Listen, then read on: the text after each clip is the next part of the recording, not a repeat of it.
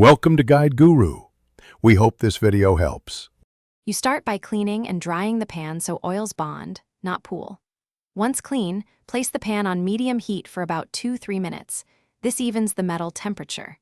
Add 1-2 tablespoons of a high smoke point oil and watch for a shimmering surface. You're doing this to create a temporary nonstick layer and to close microscopic pores.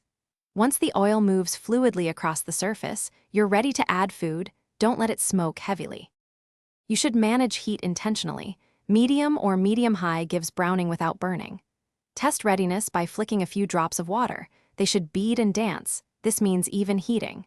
Add food in a single layer and don't crowd the pan, because crowding drops temperature and causes sticking.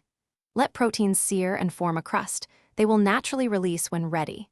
Once you flip, finish cooking at a slightly lower temperature to preserve texture and flavor.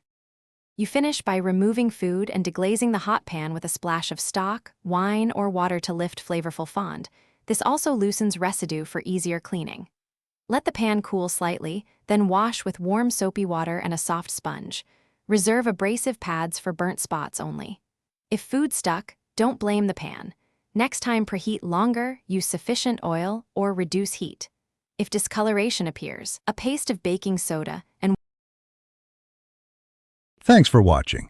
Consider subscribing if we helped you today.